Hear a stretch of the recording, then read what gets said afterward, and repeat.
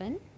Our topic for today's discussion is constitutional provision regarding Panchayati Raj and 73rd Constitutional Amendment. As we all know that Panchayat institution are the vehicle of political empowerment of people at grassroots level. The Panchayati Raj institution is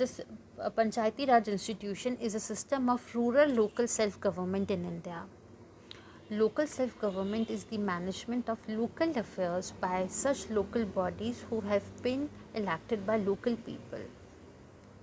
Panchayat Raj institution was constitutionalized through 73rd Constitutional Amendment Act 1992 to build democracy at grassroots level and was entrusted with the task of rural development in the country. Panchayat, as we know that Panchayat have been one of the basic features of Indian society.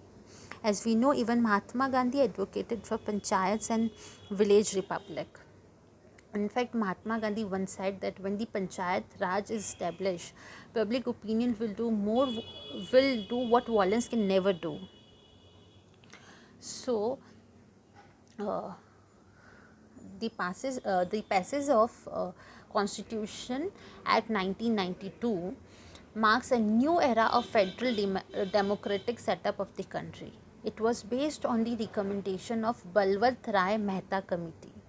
It came into force with effect from April 24, 1993.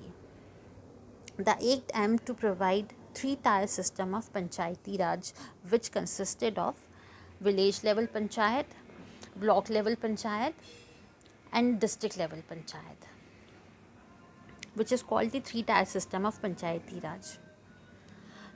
Let's discuss about the three-tier Panchayati Raj system in detail. Part 9 provide for a three-tier Panchayat system which would be constituted in every state at village level, intermediate level and district level. This provision brought the uniformity in Panchayati Raj system in India. However, the states which were having population below 20 lakhs were given an option to not to have intermediate level. All the members of these three levels were elected.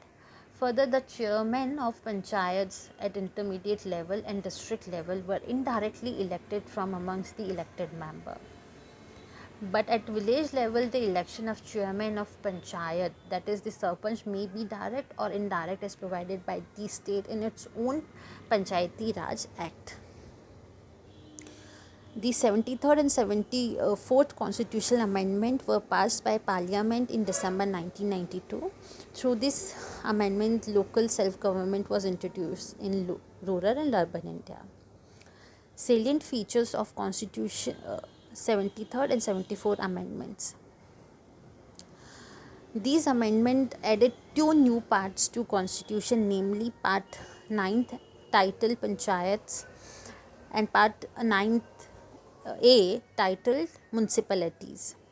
The basic unit of democratic system were Gram Sabha, ward committees comprising all the adult members registered as voter. We have already discussed about three-tier system. Seats at all levels to be filled by direct election. Seat reserved for scheduled castes and scheduled tribes, and chairman of panchayats at all levels shall be reserved for SC and STs in proportion of their population. 1/3 of the total number of seats to be reserved for women. Also 1/3 of the seats reserved for SC and ST also reserved for women. 1/3 office of chairman at all levels were reserved for women. Uniform 5-year terms and election to constitute new bodies to be completed before the expiry of the term. In the event of dissolution, election compulsorily within 6 months. In case for some reason if it is dissolved, then election is to be held compulsorily within 6 months. Independent election commission in each state for superintendence, direction and control of electoral rolls.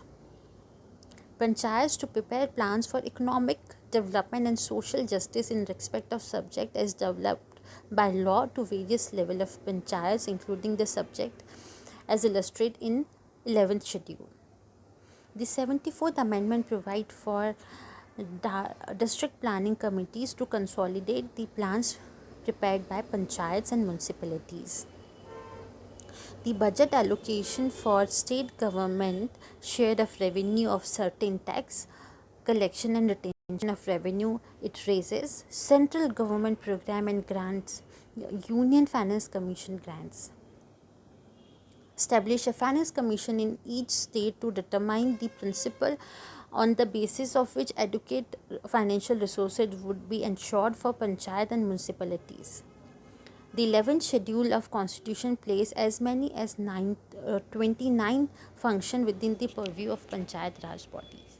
So these were the salient features of 73rd constitutional amendment. We will discuss more about this in upcoming lecture. Thank you so much.